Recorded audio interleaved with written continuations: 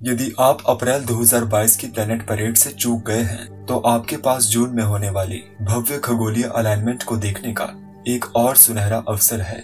सभी 7 प्लैनेट्स लगभग पूर्व के आकाश में एक रेखा में दिखाई देंगे और उनमें से 5 को हम नग्न आंखों से देख पाने में भी सक्षम होंगे।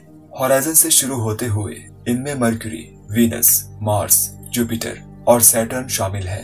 इस अलाइनमेंट की सबसे अनोखी बात यह है कि ये पांचों प्लैनेट्स आकाश में उसी ऑर्डर में दिखाई देंगे जिस ऑर्डर में सूर्य से इनकी दूरी है।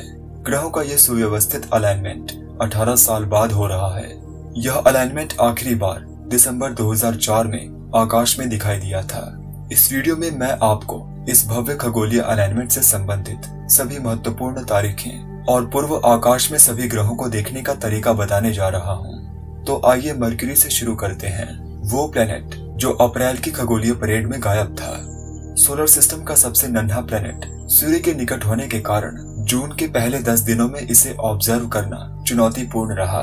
हालांकि मरक्यूरी 17 जून को पश्चिम में अपने सबसे बड़े विस्तार तक पहुंच जाएगा, इसलिए ये 15 जून के बाद पूर्वी आकाश में ठीक से दिखाई देगा। अगला है वीनस, जो सुबह के आकाश में राज करता है। सुबह की संध्या में खो जाने से पहले वीनस पूर्व में दिखाई देने वाला सबसे चमकीला धब्बा है। आगे आपको मंगल और फिर जुपिटर मिलेगा। ये दोनों प्लेनेट एक दूसरे के करीब दिखाई देंगे क्योंकि 30 मई को इनका शानदार कंजंक्शन था। ये एक दूसरे से सिर्फ कुछ ही आर्क मिनट से गुजरे थे। इन दोनों में से जुपिटर ज्यादा चमकीला होगा।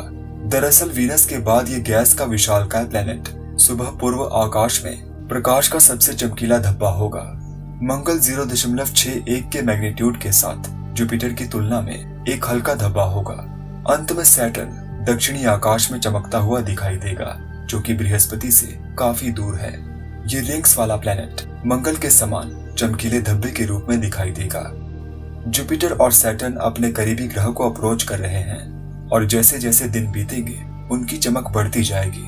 जहां तक सोलर सिस्टम के बर्फीले विशाल प्लैनेट्स का सवाल है, नेपच्यून जुपिटर और सैटर्न के बीच में दिखाई देगा। वीनस और मंगल के बीच यूरेनस हॉराइजन के अपेक्षाकृत करीब होगा।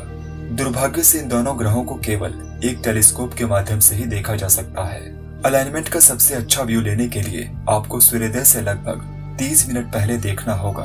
अधिकांश लोगों के लिए एक आदर्श जगह में पूर्व की ओर हॉराइजन का साफ दृश्य होना चाहिए।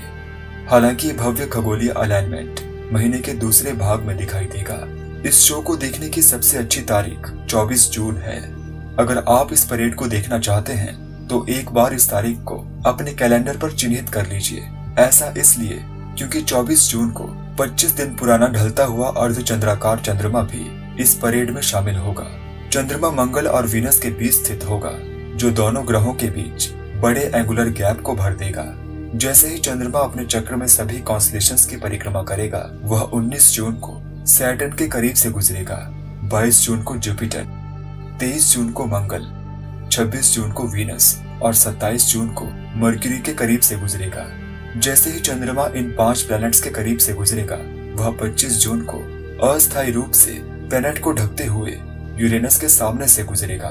हालांकि यूरेनस का चंद्र ग्रहण दुनिया के एक छोटे से हिस्से से केवल एक टेलीस्कोप से ही देखा जा सकेगा। यदि आपको अपने पहले प्रयास में मरक्यूरी नहीं दिखाई देता है तो निराश मत होइएगा। इस छोटे से प्लैनेट का पता लगाना सबसे कठिन है, विशेष रूप से उत्तरी गोलार्ध में साल के इस समय के दौरान जब रातें बहुत छोटी होती हैं। इस भव्य खगोलीय अलाइनमेंट के अलावा जून 2022 में कुछ खास नहीं होगा। कोई धूमकेतु नहीं आएगा, कोई उल्का वर्षा नहीं होगी और न ही कोई ग्रहण है।